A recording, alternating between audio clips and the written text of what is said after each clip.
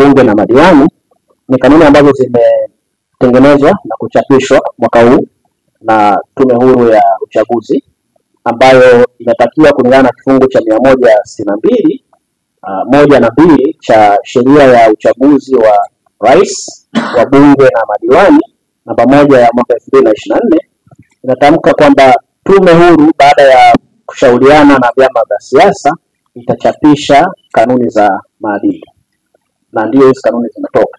Na ukisoma zile kanuni, dhumuni kubwa la kuwa na hizi kanuni ni kuhakikisha kwamba tuna uchaguzi wa amani, huru na pia haki. Na wahusika ambao wanaguswa na hizi kanuni moja kwa moja ni vyama vya siasa, wagombea, Tume Huru ya Uchaguzi pamoja na serikali ya Jamhuri ya Muungano wa Tanzania. Na kama nikirudia tena, hizi kanuni zinataka vyama vyote vinavyotaka kushiriki uchaguzi mkuu wa mwaka huu visaini.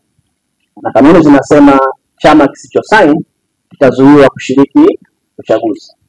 Na kwa maoni yangu, dhumuni la kusema kwamba lazima wasign ni moja, kuonyesha kwamba hiki chama kinatii hizi kanuni na kiko tayari kuzifuata kwa ajili ya kuhakikisha tuna uchaguzi huru, haki na wa amani.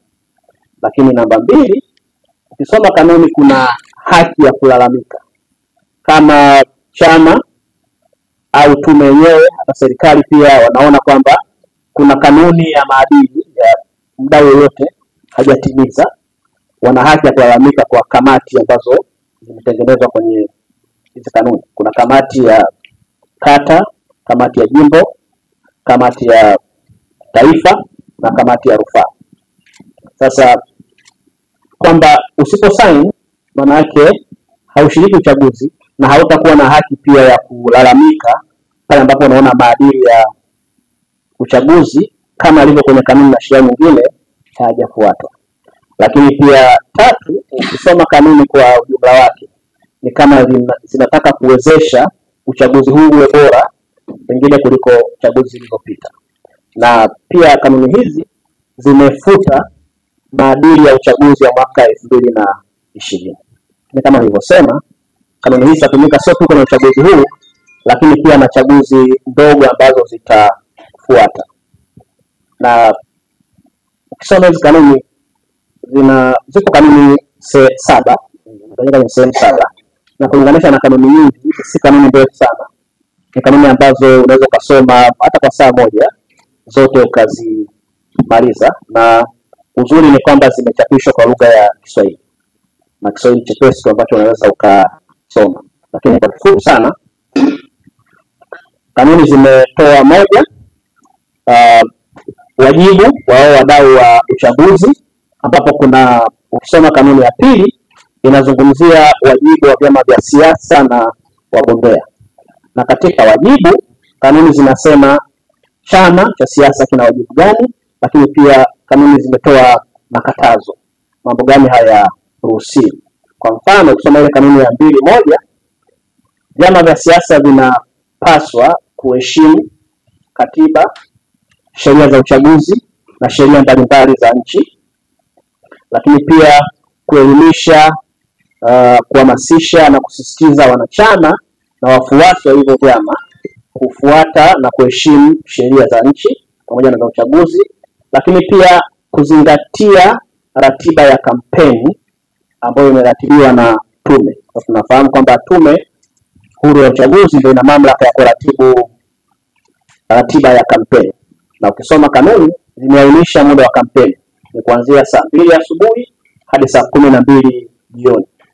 Lakini pia zimetaja kwamba vyama vinaruhusiwa kutangaza mikutano ijayo kwa kutumia hizi speaker na vyombo vingine vya kutangaza kwamba mkutano ujao utafanyika lini, lakini wanapaswa watangaze kuanzia saa 1 asubuhi mpaka saa 2 usiku, si zaidi ya hapo. Lakini ukisoma pia kanuni zinataka kwamba kuhakikisha kwamba kusiwe na mgogoro wa ratiba za mikutano ya kampeni katika eneo moja. Na kama kuna mgogoro huo, kanuni zinasema msimamizi wa uchaguzi au msimamizi msaidizi wa uchaguzi au tume itakaa na wadau hao vyama vya siasa kwa ajili ya kujadili.